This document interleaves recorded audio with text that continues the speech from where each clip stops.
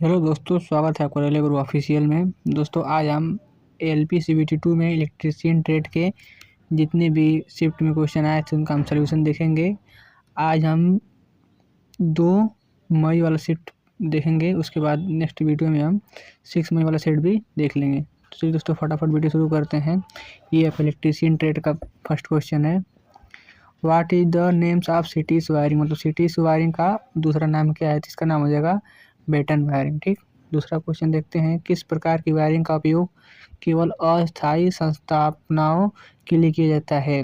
तो plate wiring जो है दोस्तों ये अस्थायी वायरिंग है। ठीक, और ये तीनों जो है स्थायी वायरिंग है। ठीक, तीसरा क्वेश्चन है a shunt release in MCCB is commonly used for, तो इसका आंसर हो जाएगा remote tripping of the MCCB. ठीक, चौथा क्वेश्चन है डायक में धारक धारा क्या है? तो डायक को चालू करने के बाद उसे चालू में बनाए रखने के लिए आवश्यक धारा ही डायक में धारक धारा है। ठीक, पांचवा क्वेश्चन है जब आवृत्ति बढ़ती है तो पीरियडिक प्रतिघात पर क्या प्रभाव पड़ता है? तो ये भी बढ़ जाता है। ठीक, जब आवृत्ति बढ़ती है तो पीरियडिक प्रतिघात एक्सएल भी बढ़ जाता है। ठीक, एक्सएल बराबर 2πfl से हो जाएगा। ठीक, ये बढ़ेगा तो ये भी बढ़ेगा। छठा क्वेश्चन है निम्नलिखित में से कौन सा एक मूल मात्रक है? तो मीटर। ठीक, ये सब व्युत्पन्न मात्रक है ये, और मीटर जो है मूल मात्रक। ठीक, सातवां क्वेश्चन निम्नलिखित में से कौन सा IEEE मानक विद्युत प्रणाली और उपकरणों की ग्राउंडिंग पर केंद्रित है? तो इसका आंसर हो जाएगा IEEE रूल 80। ठीक, आठवां क्वेश्चन है भू संकर्पण प्रणाली में भू प्रतिरोध को कम करने के लिए निम्नलिखित में से किस विधि का उपयोग किया जाता है? तो वो है भू संकर्पण, इलेक्ट्रोड की गहराई बढ़ाकर ठीक उसके प्रतिरोध को कम कर सकते हैं। दोस्तों ये क्वेश्चन बहुत इंपॉर्टेंट है। नेक्स्ट ALP वैकेंसी या फिर जितने भी इलेक्ट्रीशियन के एग्जाम होते हैं उसमें आने की प्रबल संभावना है, तो क्वेश्चन को आप अच्छे से प्रिपेयर कर लें। नौवां क्वेश्चन है संतुलित 3 फेज प्रणाली में लाइन टू लाइन वोल्टेज के बीच फेज कोण 120 डिग्री। ठीक, तीनों 120 पे होते हैं। ठीक, 10वां क्वेश्चन है दोस्तों इंजीनियरिंग ड्राइंग में बिना किसी मोटाई वाले गतिमान बिंदु के पथ के रूप में किसे परिभाषित किया जाता है? तो ये रेखा। ठीक, रेखा ऐसी है जिसकी कोई मोटाई नहीं होती। 11वां क्वेश्चन है निम्नलिखित में से कौन सा शक्ति नियंत्रण अनुप्रयोगों में थायरिस्टर का उपयोग करने का प्रमुख लाभ है? तो उच्च आवृत्ति स्विचिंग। थायरिस्टर का प्रयोग कहाँ होता है? जहाँ हाई फ्रिक्वेंसी पर स्विचिंग की जाती है। 12वां क्वेश्चन है दोस्तों 3 फेज प्रणाली में ग्राउंडिंग और अर्थिंग के मुख्य अंतर क्या है? ग्राउंडिंग धारा के वापसी के लिए पथ प्रदान करती है। ठीक, और जबकि अर्थिंग दोष धारा के लिए सुरक्षित पथ प्रदान करती है। ये दोनों में डिफरेंस है। ये दो क्वेश्चन यूपीपीएससी में पूछा जा चुका है और बहुत ही इंपॉर्टेंट क्वेश्चन है। 13वां क्वेश्चन है निम्नलिखित में से कौन हैमर हेड का वसा भाग है? रिटेन और बंकन जैसे कार्यों के लिए रूपण और संवहन के लिए उपयोग किया जाता है, तो पिन हो जाएगा। ठीक, 14वां क्वेश्चन है यदि P एक प्रत्यावर्तित के रोटर पर ध्रुवों की संख्या है और N रोटर द्वारा प्रति सेकंड लगाए गए प्रतिक्रमणों की संख्या है तो आवृत्ति ज्ञात कीजिए। ठीक, तो आवृत्ति का फॉर्मूला हो जाएगा P/P/2N। ठीक, 15वां क्वेश्चन है दोस्तों निम्नलिखित में से किस प्रकार के डीसी जनित्र की क्षेत्र कुंडली आर्मेचर के समांतर क्रम में संयोजित की जाती है? तो शंट डीसी जनित्र में। ठीक, जिसमें आर्मेचर और जो क्षेत्र कुंडली दोनों समांतर में की जाती है। ठीक, दोस्तों ये ड्राइंग से रिलेटेड क्वेश्चन है निम्नलिखित में से कौन सा ड्राइंग शीट पर अभिविन्यास चिन्हों के स्थानन और उद्देश्य का सही वर्णन करते हैं? ठीक, तो कौन कौन सा ये कौन कौन गलत है इसमें बताना होगा। ठीक, तो ड्राइंग बोर्ड पर सही अभिविन्यास को इंगित करने के लिए ड्राइंग शीट को 2 विपरीत कोनों पर अभिविन्यासी चिन्ह लाए जाते हैं, तो दोस्तों ये गलत है। ठीक, ऐसा नहीं होता है। दूसरा है अभिविन्यास चिन्हों के फ्रेम के आर पार रखे गए तीर के सिरे होते हैं जिनमें एक प्रत्येक छोटे पक्ष और दूसरे लंबे पक्ष का होता है जो केंद्र चिन्हों के साथ संपाती होते हैं, तो हाँ दोस्तों ये आपका सही है। ठीक, तीसरा है विन्यास चिन्हों में से एक सदैव ड्राफ्टमैन की ओर इंगित करता है जो इस दिशा को इंगित करता है जिसमें ड्राइंग शीट लगाई जानी चाहिए, तो ये भी दोस्तों आपका सही हो जाएगा। ठीक, ये सही ये गलत। ठीक, सटीक केंद्रीकरण के लिए ड्राइंग शीट के प्रत्येक पक्ष में मध्य बिंदु को चिन्हित करने के लिए अभिविन्यास चिन्हों का उपयोग किया जाता है, तो दोस्तों ये भी आपका गलत हो जाएगा। सही आपका 2 और 3 से हो जाएगा। ठीक, केवल 2 और 3, ये तीसरा है ऑप्शन नंबर। ठीक, 17वां क्वेश्चन है दोस्तों यदि किसी पदार्थ का रैखिक प्रसार गुणांक 2 × 10⁻⁵ प्रति डिग्री सेल्सियस है। तो इसका अर्थ क्या है, मतलब पदार्थ प्रति डिग्री सेल्सियस अपनी मूल लंबाई से इतना गुना फैलता है। लिखा ना पर डिग्री सेल्सियस, प्रसार है इसका मतलब पर डिग्री में उतना उसका प्रसार होता है। 18वां क्वेश्चन है, when drawing A curved line of a specific length in an engineering drawing which tool is most appropriate for ensuring accuracy. हो जाएगा फ्रेंच कर्व। ठीक। 19वां क्वेश्चन है दोस्तों, 19वां क्वेश्चन दोस्तों, IS 3060-8090 के अनुसार T1 टी स्क्वायर ब्लेड की लंबाई कितनी होती है। तो ये हो जाएगा 1000 mm। दोस्तों बता दें कि टी स्कोर के 3 रेटिंग आती है, T0, T1, T2 और T3। ये 4 टाइप के ब्लेड आते हैं। ठीक, इसको आपको CBT2 एग्जाम से पहले अच्छे से प्रिपेयर करना होगा। इंजीनियरिंग ड्राइंग का क्वेश्चन है ये। 20वां क्वेश्चन है दोस्तों, औद्योगिक अपशिष्ट के लिए उचित निपटान प्रक्रियाओं का पालन करना क्यों महत्वपूर्ण है। क्योंकि पर्यावरण नियम का पालन करने के लिए, प्रदूषण को कम करने के लिए। ठीक। 21वां क्वेश्चन है, अर्थिंग इलेक्ट्रोड के प्रतिरोध को मापने के लिए निम्नलिखित में से किस उपकरण का उपयोग किया जाता है। तो हो जाएगा भू प्रतिरोधक परीक्षण। ठीक। 22वां क्वेश्चन है दोस्तों, यदि P एक प्रत्यावर्तित की रोटर पोलों की संख्या है तो परिक्रमण में EMF के प्रति पूरे चक्र में होते हैं P/2। ठीक, EMF। यदि किसी ट्रांसफार्मर की प्रदाय आवृत्ति दोगुनी कर दी जाए तो भंवर धारा हानि क्या होगी, 4 गुना। ठीक, क्योंकि I² के अनुपाती होता है। किसी परिपथ के फ्यूज की उपयुक्त धारा रेटिंग का निर्धारण किसके द्वारा किया जाता है। तो हो जाएगा परिपथ की सबसे छोटी केबल रेटिंग। ठीक। भू संकर्पण के लिए IEEE विनियमों के संदर्भ में समविभव बंधन शब्द का क्या महत्व है। तो इसका अर्थ है, इसका तात्पर्य यह है कि सुनिश्चित करता है कि विद्युत प्रणालियों के किसी धात्विक भाग एक साथ जुड़े रहें ताकि समान विद्युत बना रहे। ठीक। 24वां क्वेश्चन है दोस्तों, ये 10 माइक्रोफैराड धारिता वाले एक संधारित्र 1 माइक्रो ओम प्रतिरोधक के साथ श्रेणी क्रम में जुड़ा है। संधारित्र के अपने अंतिम आवेश के 90% तक पहुंचने में कितना समय लगेगा। दूसरे न्यूमेरिकल आप सॉल्व कर सकते हैं फैराड और प्रतिरोध के फार्मूले पे। ठीक। What would be the minimum thickness of MS clip use in for fixing PVC channel under steel joint. इसका हो जाएगा 1.2 mm होता है। ठीक। लेड एसिड बैटरी की चार्जिंग प्रक्रिया के दौरान बैटरी में होने वाला रासायनिक प्रभाव क्या होता है। तो लेड सल्फेट और सल्फ्यूरिक अम्ल में विघटित हो जाता है।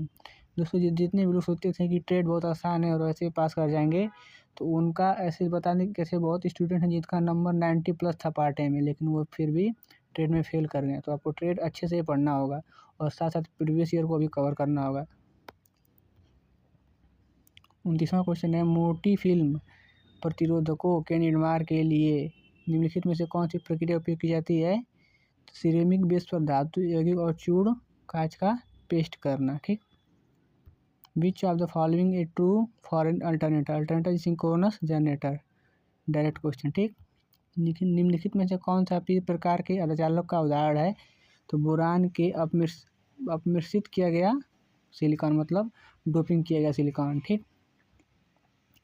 यदि DC मोटर के ब्रशों पर अत्यधिक स्पार्किंग उत्पन्न हो तो कार्रवाई की अनुशंसा की जाती है, घिसे हुए ब्रश बदलें और दिक् संकर्पण कम्यूटेटर को साफ करें। ठीक। Which of the following correct about the protractor. ठीक। The protractor can be used to measure angle from both sides. ठीक। तो ये आपका सही हो जाएगा कि प्रोटेक्टर में दोनों साइड से एंगल मेजर कर सकते हैं, इधर से भी इधर से भी। ठीक। A protractor can is typically made of rigid metal material. नहीं, ये रिजिड नहीं होता है, ये सॉफ्ट मेटल से बना होता है। दोस्तों ये सीट के समाकर्तित आकारों की सही लंबाई और चौड़ाई का मिलान कीजिए। ठीक। तो ए का यस से, ए का यस से, बी का आर से। ठीक। सी का क्यू से, डी का पी से।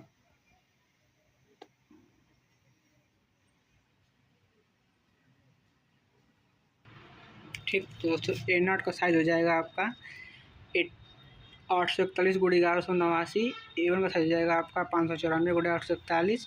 A2 हो जाएगा 420 गुणे 594 और A3 हो जाएगा 297 गुणे 420। दोस्तों ये हर बार LP में आपको पूछा जाता है, हर बार।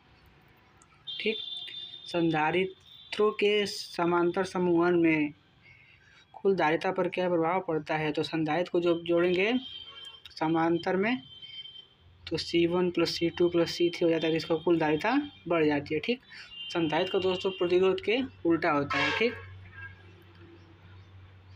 36 नंबर क्वेश्चन है दोस्तों, यदि 3 फेज प्रणाली पर लोड असंतुलित है तो लोड गणना कितनी अधिक जटिल हो जाती है? क्योंकि प्रत्येक फेज में धारा भिन्न हो जाती है। ठीक, असंतुलित लोड में, और कुल शक्ति की गणना व्यक्तिगत फेज शक्तियों की जोड़कर की जाती है। ठीक, नेक्स्ट क्वेश्चन देख लेते हैं। 37 नंबर क्वेश्चन है दोस्तों, which of the following statement is correct? ठीक, स्टेटमेंट फर्स्ट है the annealing process uses heat to reduce the hardness and increase the ductility and toughness of various steel, cast iron and alloy. ठीक, ये दोस्तों correct हो जाएगा। ठीक, annealing process क्या है?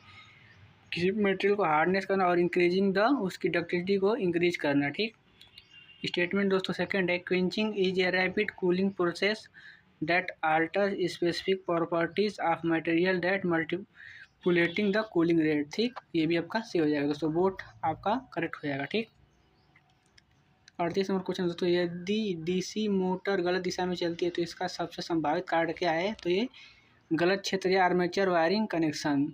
ठीक, इंजीनियरिंग ड्राइंग में पेंसिलों को लेड की मृदुता या कठोरता के आधार पर रेटिंग दी जाती है। ठीक, जितने भी रेटिंग है HB से लेके H तक। विद्युत प्रणालियों में ग्राउंडिंग और अर्थिंग, ये दोस्तों आपका पीछे दिया गया था क्वेश्चन, रिपीट कर दिया गया है, में सही संबंध क्या है? ठीक, तो ग्राउंडिंग में पृथ्वी को प्रणाली के न्यूट्रल या अन्य चाल को जोड़ा जाता है, जबकि अर्थिंग प्रणाली में फ्रेम या बॉडी को पृथ्वी से जोड़ा जाता है। दोस्तों क्वेश्चन ये था, लेकिन इसका दोनों में ऑप्शन अलग अलग था। अपशिष्ट क्या है?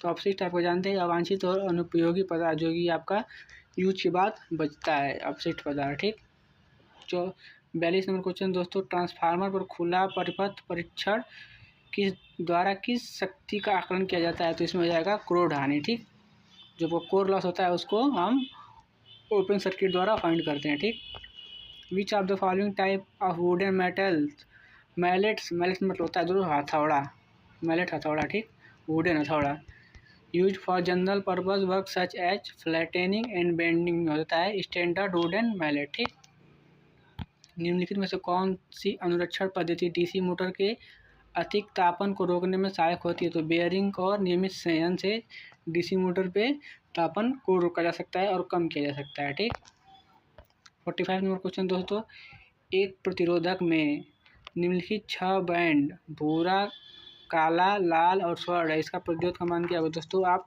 प्रतिरोध का फार्मूले से आपको कलर कोडिंग पढ़े होंगे, उससे आपको इजीली फाइंड कर सकते हैं। ठीक, क्योंकि स्वर्ण का जो होता है लास्ट में क्या बोलते हैं इसको, 5% होता है। ठीक, जो बढ़ सकता है घट सकता है, वेरिएबल 5% होता है। ठीक, ऐसे ही आप इसको फाइंड कर सकते हैं फार्मूले से। निम्नलिखित में से कौन सा पंचमार्क विभाजन बिंदु की शुद्धि, स्थिति और सुरक्षा के लिए उपयोग किया जाता है? तो 30 डिग्री के फ्रिंक पंचमार्क। ठीक, which of the following type of wooden mallet are use to hollowing panel beating?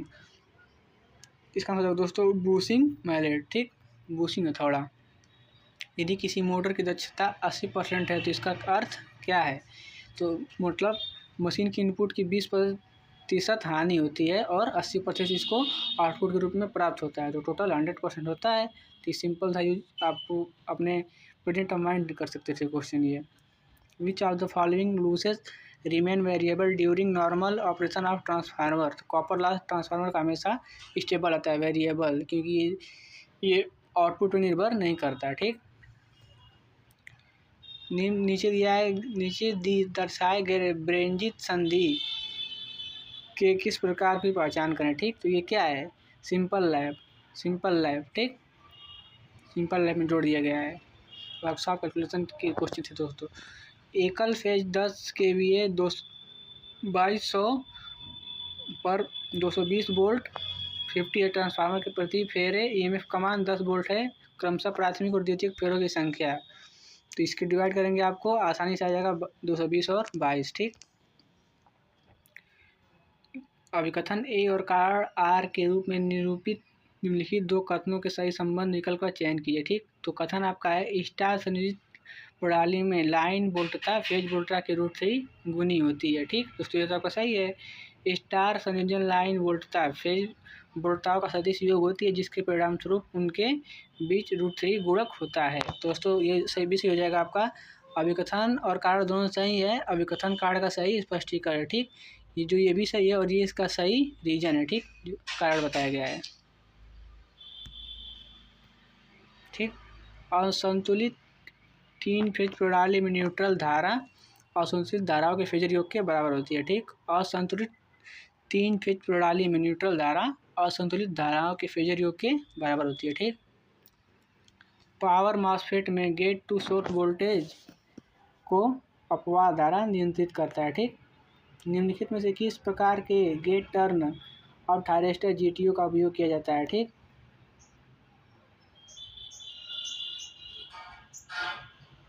ठीक, तो पावर इन्वर्टर और मोटर चालन थायरिस्टर का उपयोग किया जाता है। ठीक, एससीआर सिलिकॉन नियंत्रित दृष्टिकारी को थायरिस्टर भी कहा जाता है। ठीक, सिंपल क्वेश्चन था ये दोस्तों। क्वेश्चन आपका गठर से है, जिसको आप गति के समीकरण से सॉल्व कर सकते हैं। ठीक, ट्रांसफार्मर कुंडलन को कोर से सुरक्षित रखने के लिए किस प्रकार की सामग्री का उपयोग किया जाता है। तो माइका। ठीक, बीच में माइका का उपयोग किए जाते हैं। ठीक, इंजीनियरिंग ड्राइंग में एकल स्ट्रोक का अर्थ है कि अक्षर या संख्या की मोटाई पेंसिल के एक स्ट्रोक से प्राप्त की जाती है। मतलब उसको एक बार में लिखना है, उसको ओवर राइटिंग को दोबारा नहीं करना होता है, सिंपल एक बार स्ट्रोक में प्राप्त करना होता है। ठीक, पीवीसी चैनल के संस्थापन के दौरान जोड़ के अंतिम बिंदु से स्क्रू की अधिकतम अनुदैर्ध्य दूरी है 15 सेंटीमीटर। डायक के निर्माण के लिए प्रायः किस प्रकार की अर्धचालक का उपयोग किया जाता है। तो सिलिकॉन का। ठीक, 62 नंबर क्वेश्चन दोस्तों। एक 6 पोल वाला प्रत्यावर्ती चल रहा है और 50 हर्ट्ज की आवृत्ति उत्पन्न कर रहा है। तो आवृत्ति को घटाकर 20 हर्ट्ज तक किया जाए तो प्रत्यावर्तक को समान चाल चलाने के लिए कितने पोलों की आवश्यकता होगी। तो पोल की संख्या 2 हो जाएगी। ठीक, निम्नलिखित विच of the following is the key difference between A fuse and a circuit breaker. A fuse is one time use device while the circuit breaker it can be reset और रीयूज। ठीक, किसी परिपथ में प्रेरकत्व L का किसका विरोध करता है। तो धारा परिमाण के परिवर्तन का। ठीक, समुन्नत ध्रुव प्रारूप प्रत्यावर्तित में निम्न चाल प्रचालन के लिए व्यास बड़ा होता है और अक्षीय लंबाई छोटी होती है। ठीक, एक्सियल लंबाई छोटी होती है। In a single phase transformer which instrument is use to check continuity between the primary and secondary winding when they are not energized to use to multimeter set to ohms। ठीक, तार gauge के उपयोग में निम्नलिखित में से कौन सा विकल्प गलत है। तो यह धारा वहन क्षमता का निर्धारित करने के लिए मदद नहीं करता। दोस्तों जब तार की रेटिंग जानेंगे तभी तो धारा को मेजर कर सकते हैं कितनी धारा तक कैरिंग कर सकता है। तो ये हो जाएगा गलत। ठीक, पीजो इलेक्ट्रिक डिवाइस में विद्युत ऊर्जा के निर्माण के लिए प्राथमिक सिद्धांत क्या है। यांत्रिक प्रतिबल का विद्युत ऊर्जा में रूपांतरण। ठीक, what does an optical pyrometer measure temperature of the surface. ठीक, ऑप्टिकल पायरोमीटर। भारत द्वारा खतरनाक विस्फोटों अपशिष्ट के निपटान और प्रस्थन को नियमित करने के लिए खतरनाक अपशिष्ट नियमावली कब लागू हो गई। 1989। What is the primary purpose of implementing lockout, tagout, LOTO procedures when working on a DC motor? जिसका मतलब जाएगा to prevent accidental startup during maintenance. ठीक, संतुलित 3 फेज प्रणाली द्वारा पैदा की कुल शक्ति होती है तो प्रत्येक फेज के व्यक्तिगत शक्तियों का योग। ठीक, संतुलित 3 फेज का हो जाएगा। एक उपकरण 240 वोल्ट पर प्रचालित है और 480 वाट विद्युत की खपत करता है तो उसमें प्रवाहित होने वाली धारा कितनी है। तो इसका मतलब P equal to V I तक इसको सॉल्व कर लेंगे। तो I equal to P power कितना है इसका 480 बटे 220 240 कट जाएगा 2 बार में, ठीक, 2 एम्पियर। एक डीसी जनित्र 200 वोल्ट पर 25 एम्पियर लोड धारा वहन करता है। यदि उत्पन्न ईएमएफ 205 वोल्ट है तो आर्मेचर प्रतिरोध ज्ञात कीजिए। दोस्तों ये भी उसी फार्मूले से, ओम के नियम से आपको सॉल्व कर लेंगे, ठीक। लास्ट क्वेश्चन दोस्तों, स्क्राइब्ड रेखाओं पर गंभीर साक्ष्य चिन्ह बनाने तथा ड्रिल के सही तरीके से शुरू करना आसान बनाने के लिए निम्नलिखित में से किस पंच का उपयोग किया जाता है। तो इसका आंसर हो जाएगा सेंटर पंच।